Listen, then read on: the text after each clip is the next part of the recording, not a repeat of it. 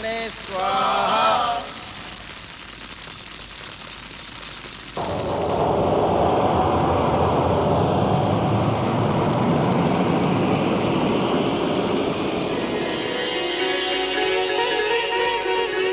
पुत्री सती, सती, सती, सती तुम आ गई? अच्छा किया तुम आ गई।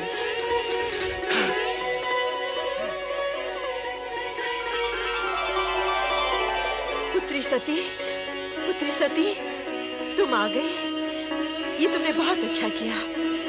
जब से तुम्हारी सब बहनें आई हैं, तब से मैं तुम्हारा ही स्मरण किए जा रही हूँ। आओ, यज्ञ आरंभ हो चुका है। आओ।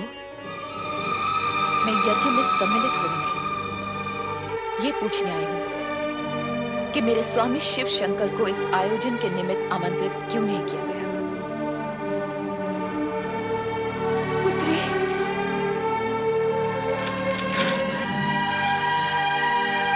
सती, तुम?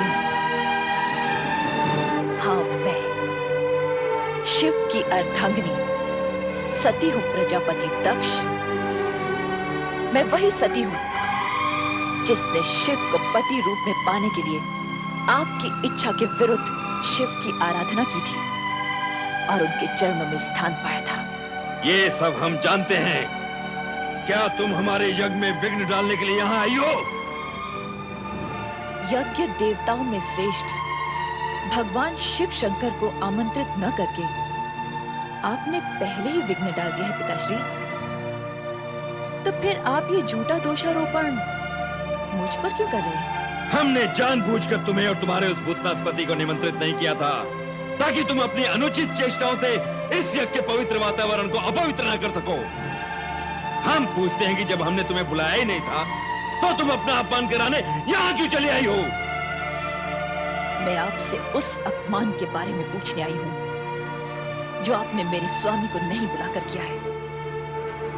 आपका ये साहस कैसे हुआ कि देवों के देव महादेव को उनके यज्ञ भाग से वंचित रखे? और आपने ये कैसे सोच लिया कि यज्ञ को शिव से वंचित रखने का भारी अपराध करने पर भी आपसे कोई पूछने तक नहीं आएगा? मैं आपसे पूछती हूँ पिताश्री, जब आपने अपनी सभी अन्य पुत्रियों और जामाता को सहर्ष इस यज्ञ में सम्मिलित किया है, तो फिर मुझे क्यों नहीं? मेरे पति महादेव को क्यों नहीं? इसलिए कि तुम्हारा पति महादेव कहलाने के योग्य ही नहीं है। वह कुलीन अमंगलकारी, वेदों से बहिष्कृत और क्लेशधारी है। भूत पिशाचों के स्वामी उस भूतनाथ के साथ हमने तुम्हारा विवाह अपने पिता ब्रह्मा के दबाव में आकर किया था और उसके लिए हम आज तक पछता रहे हैं सती, आज तक पछता रहे हैं। हाँ, जब तुम बिना बुलाए यहाँ चली आई हो तो इस यज्ञ में भाग लेकर अपने पति का यज्ञ भाग भी प्राप्त करो। बैठो सती। पिताश्री, अब भी कुछ नहीं बिगड़ा है। आप कैलाश जाकर मेरे स्वामी को आदर पूर्वक यहाँ ले आइए और इस यज्ञ को विधि पूर्वक संपन्न कीजिए। एक पुत्री होने के नाते मैं आपसे विनती करती हूँ। नहीं, नहीं, कदापि नहीं। हम उस ढोंगी पाखंडी भवोद्धारी को इस यज्ञ में कदापि आमंत्रित नहीं करेंगे। हम नहीं चाहते कि उसके अपावन नाम की छाया भी इस पावन यज्ञ पर पड़ने पाए। पिताश्री,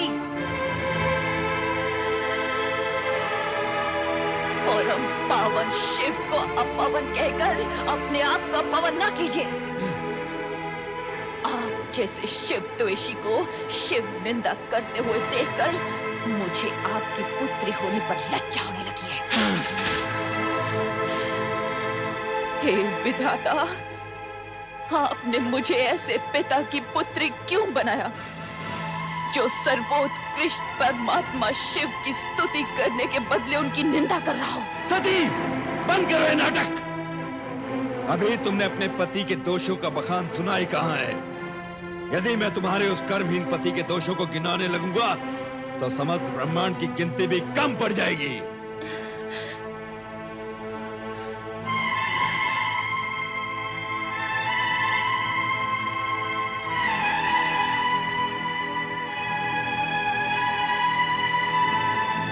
सृष्टि के पालक श्री हरि विष्णु,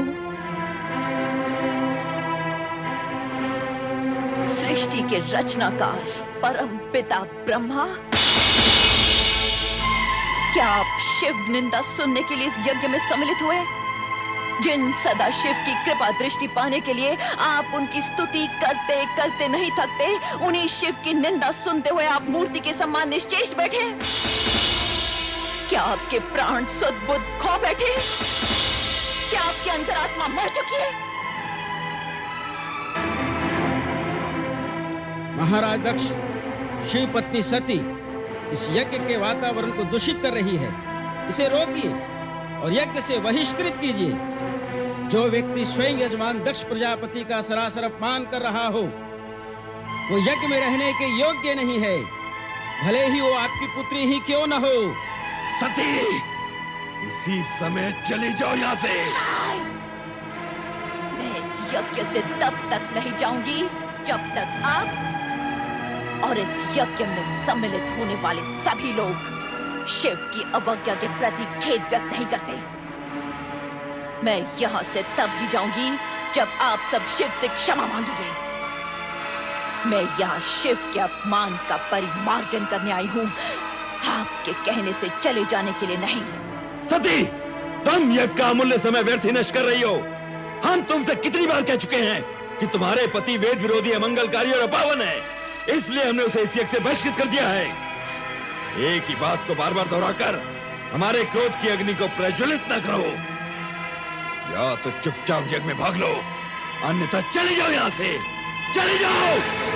दक्ष प्रजापति, आप मेरे पिता हैं।